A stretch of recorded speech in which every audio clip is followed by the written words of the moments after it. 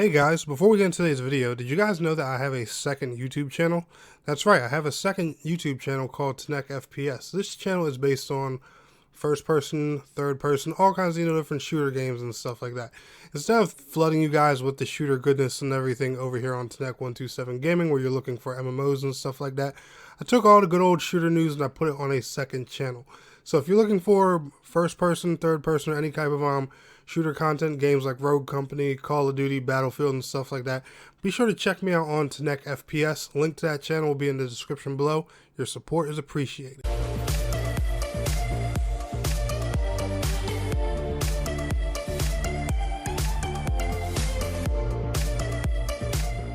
Hello gamers and gameheads, what is going on? My name is Tnek127 and welcome back to another video. And guys, I'm sorry I'm real late with this one. Long story short, I was doing an Elden Ring playthrough on the original platform that I got Elden Ring on. Playthrough and my experience didn't go so great. And I've restarted on another platform. For those who don't know, that platform is PlayStation. I wanted to go ahead and, and now that I know the steps that I do not want to take in the game right away, now that I know those things, I decided to go ahead and make my beginner's guide now. So I do apologize that that this is a little bit on the late side. It's been, a month or so later, but here it is. This is my beginner's guide and starters, and what this tutorial is going to do is just basically get you pumped up to go fight Godric. Now, if this is your first time playing Elden Ring, hopefully you went and did the tutorial and all that fun stuff. And chances are you just walked out of this building right here, which was a little tutorial you had to do. There was a mini boss in there that you could probably kill in about 3 or 4 swings. It was just, to give you the gist of the game. Well, believe it or not, Elden Ring is very, very player friendly compared to some of the other previous Souls games. Like, for example, a lot of people think that they're confused and don't know where to go. Well, that's wrong. When you see these little sights of grace here, you see that long beam that's trailing out of that sight of grace? Yeah. That beam is literally telling you where to go. And if you actually go and look at your minimap, these beams just point to each other. They literally are just a how-to guide on where you should be going next. Now, keep in mind, this is a giant open-world game. So I encourage you, explore, explore, explore, explore. And also, speaking on the map, if you want to see, where the best places to get help are, if you just tap L1 or LB, it'll show you actually what areas in the game are very heavy at the moment with multiplayer and invasion. So for example, you guys see this blue glow around here, around the Groveside Cave? There's a lot of people doing multiplayer right now. There's a lot of people doing multiplayer here near the Stranded Graveyard as well. But apparently there's also a lot of multiplayer and PvP going on right here in this area. So you do know you want to be a little cautious around there. So yeah, that's just a little early tip and trick. If you hit L1 or LB, depending on what platform you're playing on, you can see, how active the player base is on your platform in certain areas. Speaking of that, I do hope we get cross-platform one day. Now, anyway, your goal for right now is you want to go after your first demigod, Godric. And I'm going to guide you on some steps of how to do that. To my recommendation, which your focus should be right now, is getting a setup or a class or a build that you're comfortable with, finding a decent weapon that you're comfortable with, and getting yourself somewhere between the levels of 25 and 35. I would say, those are the levels you need to fight Godric comfortably, maybe while summoning some other players and stuff like that. And I know the little Souls game know-it-alls and badasses and the guys who do the speedrun, they're going to come in here, well, Tnek, I fought him at level 10, man. What are you going to do? And I did a no-hit speedrun. This video is not for you. You got a lot to learn, boy. So I'll see you back in class, bright and early, Monday morning. But anyway, guys, I'm going to give you all a brief tutorial of where to go. But basically, like this from right now, what this thing is, like the graces are pointing, you want to go straight. Your first objective is going to be to get here to the Church of LA. And I'm going to explain to you guys why that is once we go ahead and get over there. If you want to know where the Church of LA is, it's real simple. I'm going to stand up here for you and I'm going to look over and I'm going to point to you. You guys see that broken church right there in front of me? That's the Church of LA. So when you spawn out here, after you talk to our good pal right here, literally jump on this rock, and that's where you need to go. But you see that horse douchebag down there? I would say avoid him right now. Don't get me wrong, he is beatable. You know, he's an open world boss fight. He is definitely doable at this point in the game. But I would say, you know, this is your first steps into the game. Make your life a little bit easy. Get some friends, come back and kick his ass later. Trust me, he's not going nowhere. He's going to be right here to stomp your cheeks into the ground anytime you want him to. So trust me, he's not going anywhere. But anyway, let's go ahead and head over to the Church of LA.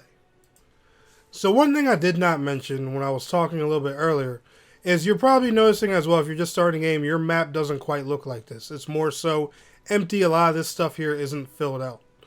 Well, what you want to obtain are these items called map fragments. And I'm going to show you where your first one is a little bit later on in today's guide. But your map fragment is actually right over here at the gate front ruins. It's going to be right here in a very simple and easy to get to area. But the reason I told you want to stop at the Church of LA first is because you're going to meet your first NPC here. He is a merchant. This guy is going to get you started on the road to everything. Literally new gear, co-op, all that stuff. And all you have to do is come to him and buy one simple item. Now this item is going to be called a crafting kit. As you guys can see, he doesn't have any more because I purchased it. This is going to give you the ability to craft these furrow calling finger remedies. You can literally make these with one simple item called Erd leaf flowers. Now these Erd leaf flowers are these little goldenish orange flowers that you see everywhere throughout the open world. And I mean everywhere. And literally we're going to run out here and here's one. You take 2 of those and boom, you can craft a furrow calling finger remedy. It is real simple. Stock up on those. They respawn every single time you sit at a grace. So as you guys see, I'm sitting at this grace right now. I'm going to run over here and grab another one just because I can. I even have a guide on an easy way to farm unlimited of these as well. Find a good spot that has a decent amount of Erd leaf flowers around them that's close to a grace and just farm away and you have basically unlimited multiplayer access. That is one thing Elden Ring does great that a lot of other Souls games don't do. Because in other Souls games, those items are rare, hard to find, there's no way to farm them, and if you run out, guess what? You are boned until you help some poor bastard kill his boss. But yeah, like I said, this guy sells a bunch of gear, all kinds of other stuff. He even has some of the fur calling finger remedies himself. If this gear suits you and your build and what you're trying to do, I would definitely do that. Make sure you buy up his Warriors cookbooks, and the notes for the Waypoint Ruins and the Flask of the Wondrous Physic as well. These specific things will tell you, you know, where certain items are, how to craft more special items that you're going to need throughout the game and stuff like that. Be sure to buy up a lot of this guy's inventory when you get the chance. Now, the next 2 things that we're going to cover is a good farming spot to get yourself a decent amount of XP and start leveling up your character. But I'm also going to show you guys where to get this map fragment as well. Now, from the Church of LA, you literally want to head straight down this way.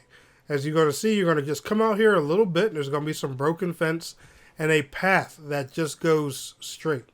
There's an enemy over there. All you want to do is follow this path, kill that enemy, and you know, work your way around a bit, because this area is actually a good place to farm some you know, runes and stuff like that to get yourself leveled. But you want to work yourself into that area. And that area that you're taking that straight path to, as you can see right here on the map, it's literally a straight path. It's going to take you to the Gatefront Ruins. The Gatefront Ruins area, that's where you're going to find your map fragment. So don't worry even though I teleport, because you know the answer. It's literally just go straight. That's it. It's real simple. You can't get any easier than that. We're going to head over to the Gatefront Ruins, and I'm going to show you exactly where the first map fragment is. Now, once you get to the Gatefront area, there's going to be a site of grace here that you want to get to. Make this grace your priority, because this grace is going to give you a cutscene where you can access the NPC who will let you level up use your mount and do a bunch of other fun things. So make sure you rest at this grace right here. And here's the Gatefront Ruins. The grace is right here. So after you came straight from that path, literally just make a left. The grace is right here.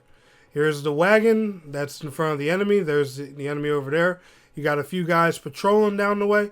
But all you want to do is really, to get your map fragment as well, kill this guy. If you actually jump in this wagon here, this great sword that I'm using right now is actually right here in this wagon. So that's an easy free weapon for you. But your first map fragment, which is going to unlock your map and give you locations on where to go, is right here by this giant stone pillar. This one that I'm looking at right here. And let's see if that guy's going to go ahead and detect me. He's not even looking over here, silly fool, because I'm going to kill him regardless. I know you don't. You're not even getting a chance to, my man. Oh, and they're going to do it anyway. Alright, let's deal with these guys and we'll get right back into the guide. Okay, so you've got your map fragment. You have yourself your hands on a great sword, if you want to use it, if that's the kind of way you want to go, depending on your class and build. What should you be doing next? Now, to get to your good buddy Godric, all you have to do is continue straight forward, this way. Keep in mind, I'm looking in this direction on purpose so you guys can see. There is a humongous giant up there, along with several enemies heading into that area. If you're a first timer and you don't want to go with this solo, I would highly recommend using one of your feral calling finger remedies and taking some friends, because the giant plus them is a little bit of a challenging feat. Sometimes I recommend even dragging the giant out here. So if you want to go straight to Godric, it's literally just straight that way. And I kid you guys not, if you look at the path, it's literally just a straight simple shot on how to get to the boss. You literally just continue following the trail. But if you want to farm and prepare yourself for Godric, don't go this way. Instead, we're going to avoid going in this tunnel for now, and we're going to go straight along this wall here on the mountainside. Now, here's another earthleaf flower, by the way. Right, another one that's, right across from a site of grace, so real easy to farm. But we're just going to keep going in this direction until we find a small cave. And this is what's going to be your simple farming method to get yourself some levels. Now, right here where you see this fire, there's a little cave. And it is going to bring you into your first miniature dungeon called the Groveside Cave.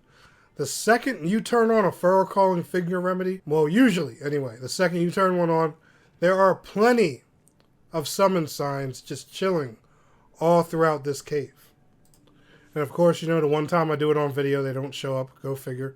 But anyway, there's plenty of summon signs all throughout this cave. And I forgot, I'm feeling like an idiot. I killed the boss already. So of course, other players ain't going to show up for me. You can do one of two things. You can put down your tarnished furrowed finger here and help other players run through this cave and kill the boss back to back.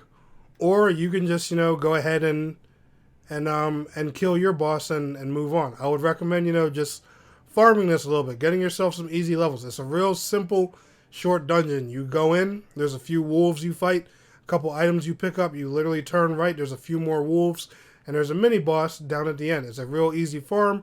You can get anywhere between, I'm going to say, 1,400 and 2,000 runes every time you run through this area helping other players. It's a real simple and easy farm, especially for your for how low your level is at this current time. Just, to get yourself boosted a bit before you go ahead into the future of the game and take on Godric, your first demigod. But anyway, guys, that's going to do it for my beginner's tips and tricks with Elden Ring. This is just, a real simple starter guide to point some of you in the right direction if you had any questions or anything like that. But anyway, you all enjoyed this video? Let me know down in the comments below. Smash that like button. If you got any additional tips and tricks as well that you'd like to throw in. I'm no professional, I'm no expert, so feel free to leave them down in the comments. I will see you all in the next video. Peace out. Have a good one.